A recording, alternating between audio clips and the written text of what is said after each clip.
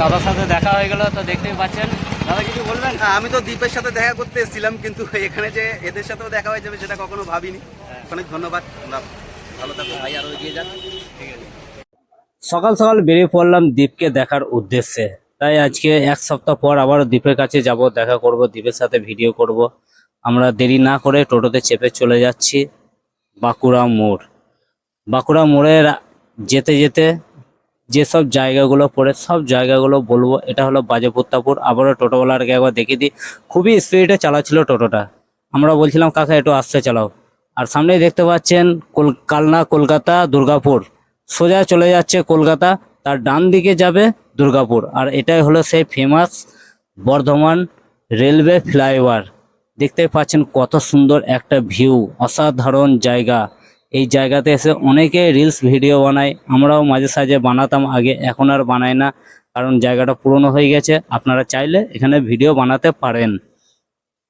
আর এর সামনে একটা আরো মজার একটা জিনিস, আই লাভ বর্ধমান চলে গেল, আমি ওটা ঠিক বলতে পারলাম না ঠিক ঠিক টাইমে, তো কিছু মনে করবেন না, এর জন্য সরি, আপনাদের কাছে ক্ষমা চেয়ে নিলাম। আর এটা হচ্ছে কলকাতা, সোজা চলে যাচ্ছে কলকাতা। সামনে আছে পৌরসভা অফিস, পৌরসভার অফিসের সামনে আমরা নেমে পড়ব।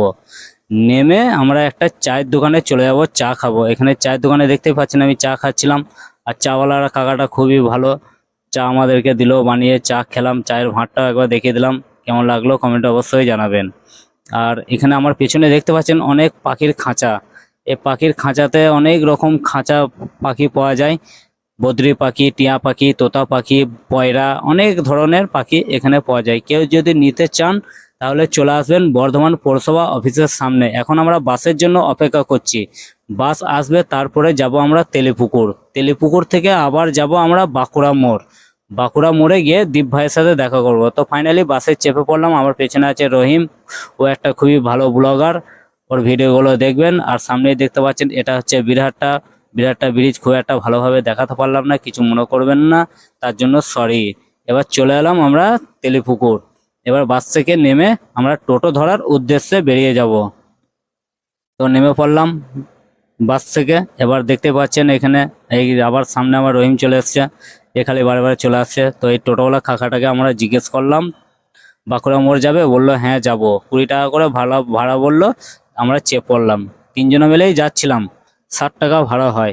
আরও একটা মজার জিনিস একটা আপনাদেরকে দেখাবো, ভিডিওটা এই সামনেই দেখতে থাকুন। ওই যে দাদা দেখতে পাচ্ছেন, ওনার নাম হচ্ছে রনি, আর ও বাঁকুড়া মোড় থেকে যাবে তারকেশ্বর ডন্ডিকেটে, 125 কিলোমিটার রাস্তা। এর একটা ফুল ভিডিও এবং শর্ট ভিডিও আছে, আপনারা দেখবেন। আপনারা সামনেই দেখতে পাচ্ছেন এটা হচ্ছে সদরঘাট ওভারব্রিজ। আর এই সদরঘাট ওভারব্রিজ কে কে চেনেন অবশ্যই কমেন্টে জানাবেন। আর এই সদরঘাটের জল দেখে আমাদের এতই লোভ লাগছিল যে একটু ঝাঁপ দিয়ে স্নান করে নিই, কিন্তু রহিম তাড়াহুড়ো করছিল ভিডিও করবো বলে। আর সামনেই দেখতে পাচ্ছেন আরো আমাদের এই টোটোওয়ালা কাকা, দেখতেই পাচ্ছেন একটু আমাদের সাথে ঝামেলা করলো, মাঝ রাস্তায় নামিয়ে দিয়ে পালিয়ে গেল। আর আমরা চলে এলাম একটু এগিয়ে, দেখতে পাচ্ছেন সামনে, ওই যে সামনে আছে ওখানেই আছে এখন দীপদা। তো আমরা যাব কিছুক্ষণ পর, এখন একটু এখানে দাঁড়াবো, একটু চাটা খাবো, তারপরে যাব। এ হচ্ছে রাজু লটারি সেন্টার, এটা হচ্ছে খালেরপুল মোড়। আপনারা কেউ যদি লটারি কাটতে চান তাহলে এখানে চলে আসবেন, 1 কোটি প্রাইজ নিয়ে যাবেন। তো ভিডিওটা দেখতে থাকুন শেষ পর্যন্ত। আর একটা মজার জিনিস, এখানে আছে সঞ্জয় দা ভিডিও করছিল, ওনার সাথে একটা ভিডিও নিয়েছি, আমি সেলফি নিয়েছি, আপনারা দেখতে পাবেন ভিডিওতে। এখানে টাটা বাই বাই, ভালো থাকবেন।